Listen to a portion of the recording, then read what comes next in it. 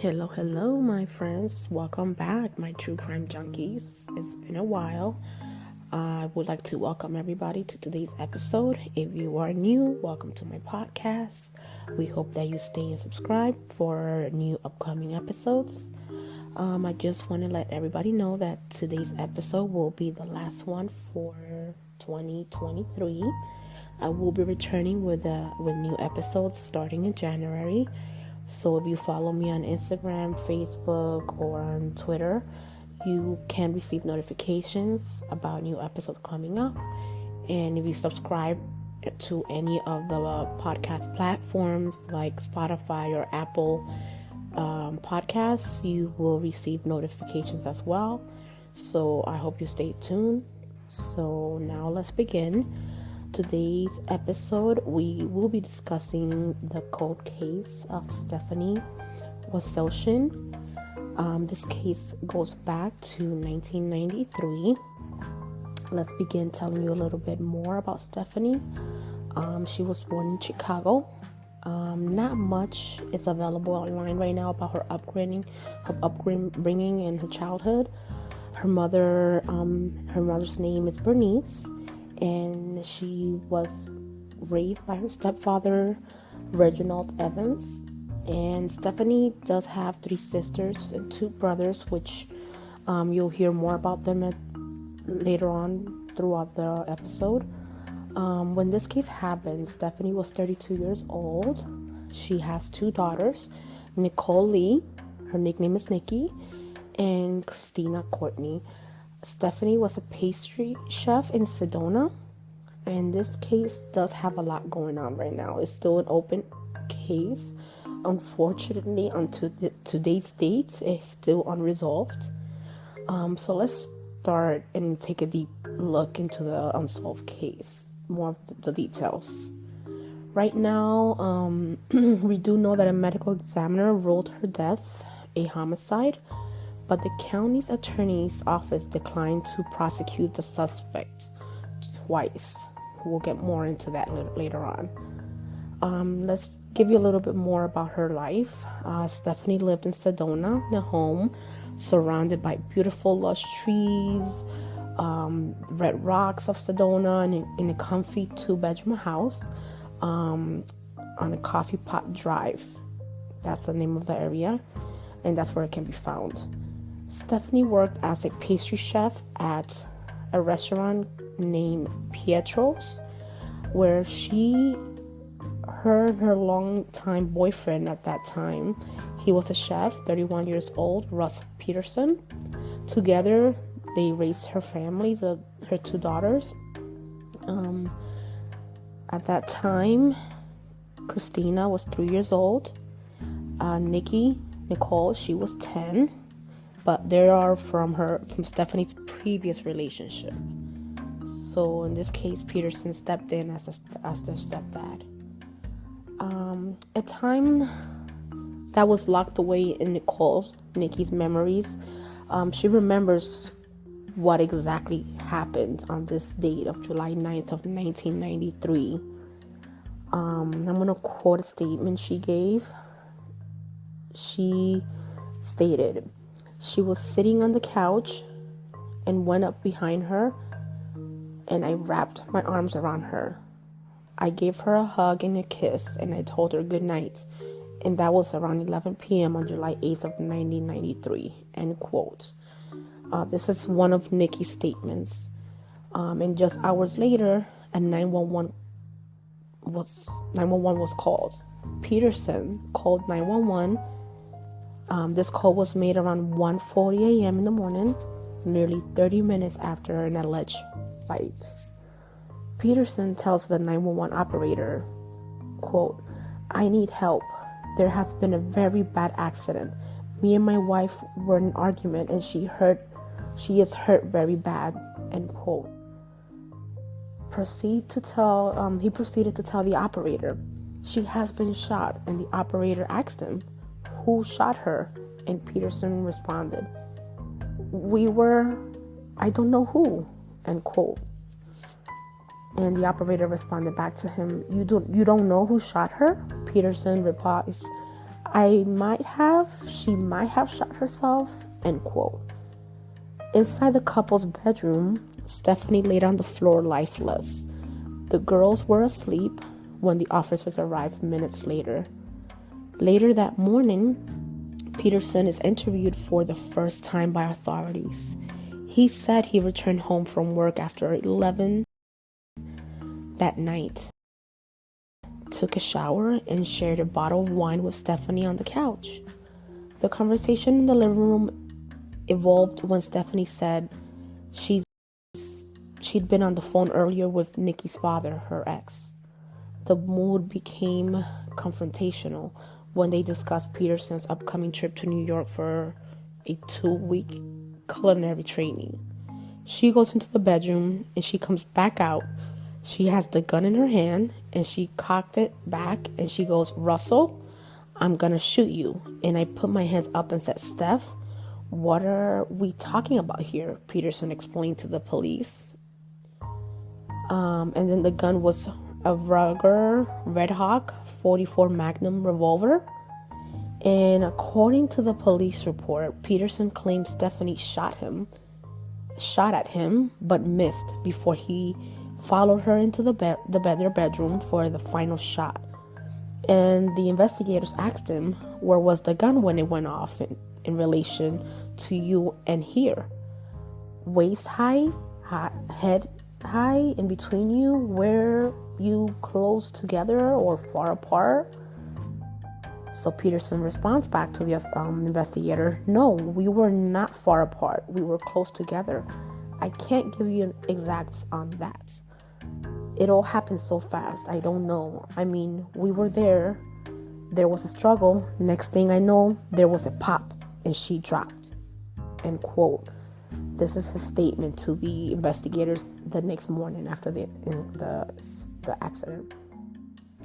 Now, the interview reveals Peterson didn't call 911 until after deciding where to place the gun. "I didn't know what to do, and I didn't want to be accused of murder, of anything like that."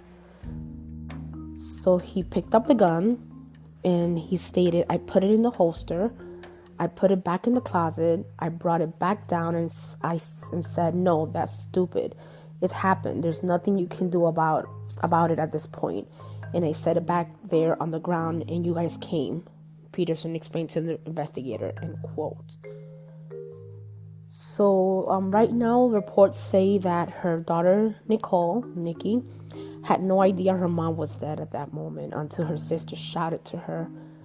Quote, "She kept saying, 'Poppy killed mommy, Poppy killed mommy,' and kept repeating it," Nikki stated in a statement. Police say the 3-year-old admitted that although she saw her mother on the floor, she did not witness the shooting. So, who actually pulled the trigger during this heated struggle, and what caused Stephanie to grab a gun she had never used? Peterson stated during an interview, "We had a good and a semi-bad relationship, just as relationships go. After the first time, the gun was never grabbed before," end quote. The investigation goes deeper, then it runs into some problems. At times, he was referred as a suspect. In others reports, he was referred to as investigated lead. That this is based on the Sedona police sergeant Laura Leon, who is now on the case looking for new information and hoping to speak to Peterson almost 30 years later. And she is working at the moment on the case. She's trying to get this case resolved and hopefully some sort of justice. The medical who performed Stephanie's autopsy ruled the manner of death a homicide, and his name is Dr. Philip Keene with Maricopa County. Back in 1993, the investigators did refer to Peterson as the suspect, submitting the case to the Yavapai County Attorney's Office twice, but the prosecutors declined to file charges due to insufficient evidence. It is only, of course, Peterson's side that they had on hand, so that did make it difficult, stated Sergeant Leon. it's been a complicated case because without evidence, it's hard for them to prosecute. Investigators asked Stephanie's sister, Wendy, if she ever first threatened to kill him, then kill herself or her 2 kids in the house. So this is what the investigators are asking Wendy, if she's ever heard Stephanie mention anything threatening like this. And she replied, no, she loved her kids. She was a perfect mom. She decorated all the time. She spent a lot of time with her girls, end quote. So she has no records, no history of threatening her kids or herself. She was stable, mentally stable. She loved her family. She loved being a mom. Sergeant Leon said during interview, she said, the big question is, did she commit suicide or did Peterson participated in her dying that night? End quote. The medical examiner did make a key observation about Stephanie and the gun residue on her hand. So for Nikki, nothing matters more than finding out what exactly happened inside her home on July 9th.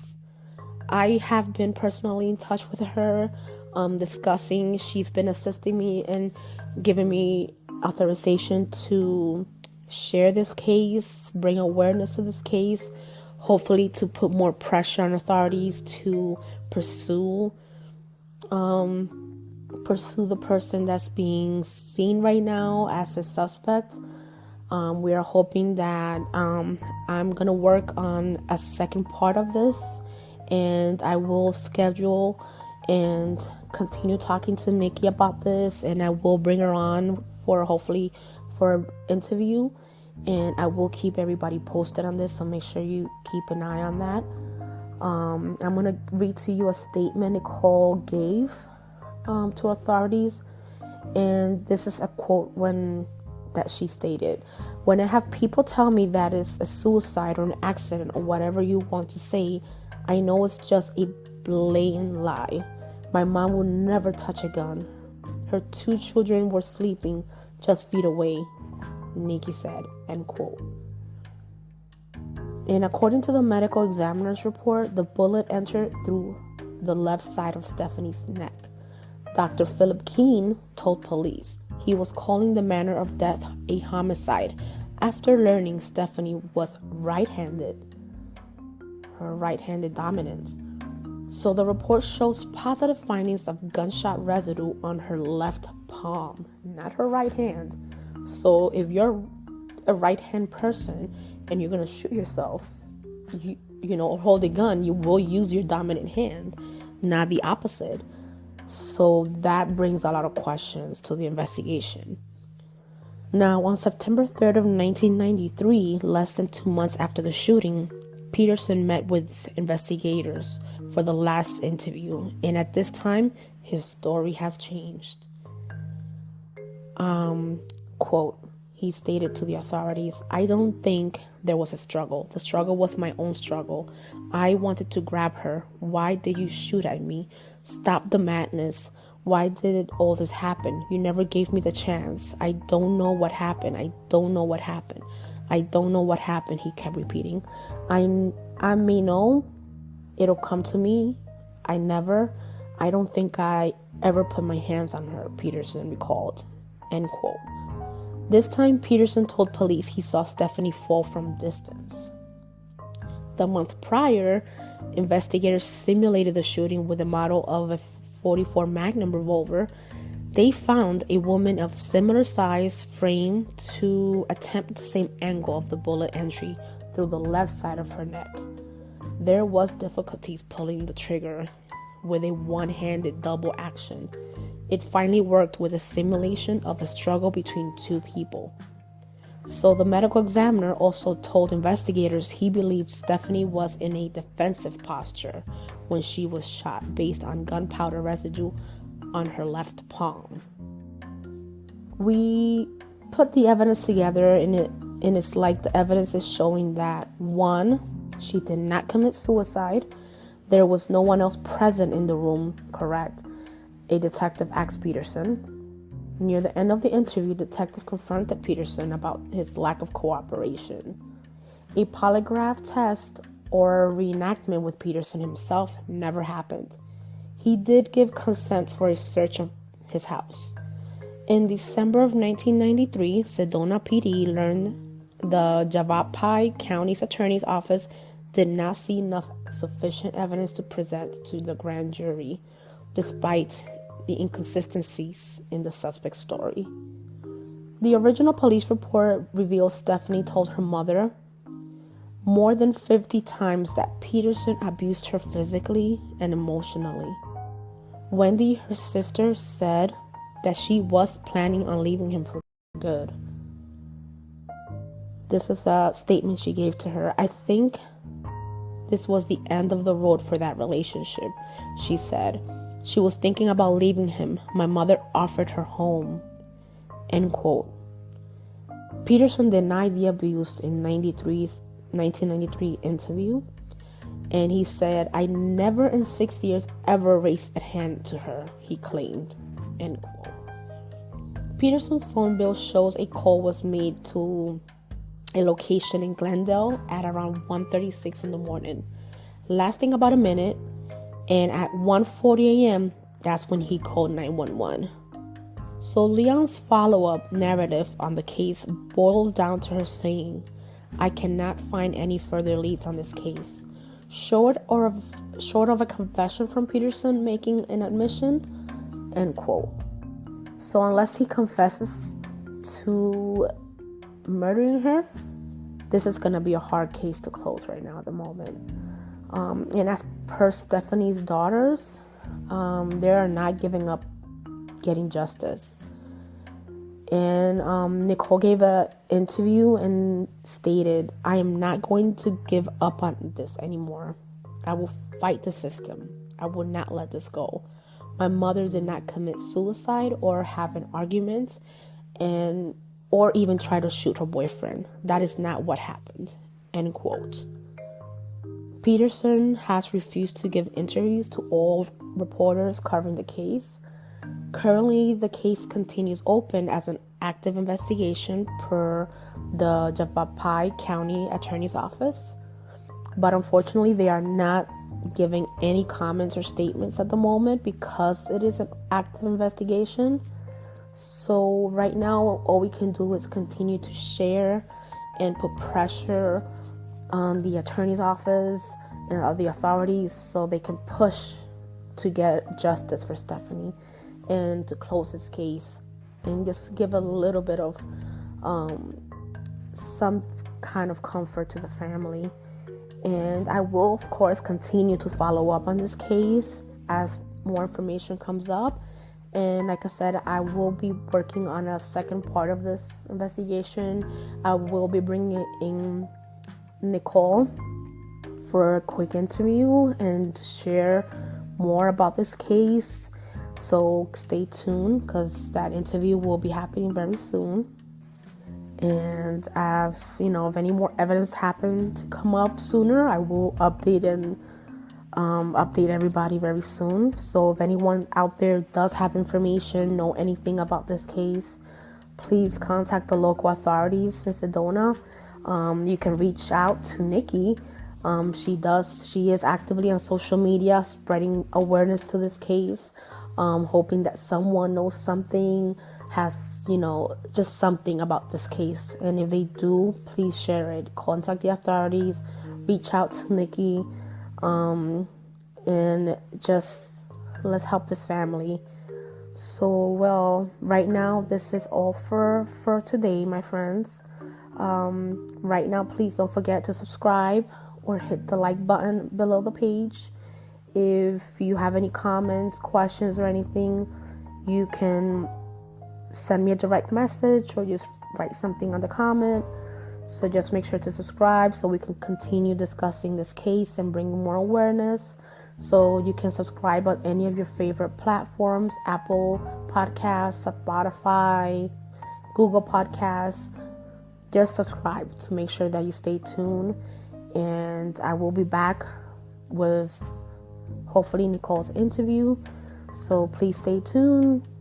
Y'all stay safe. Happy holidays to everybody. And don't forget to hit that like button on the bottom of the page. So I will be speaking to y'all soon. Please stay safe. Bye.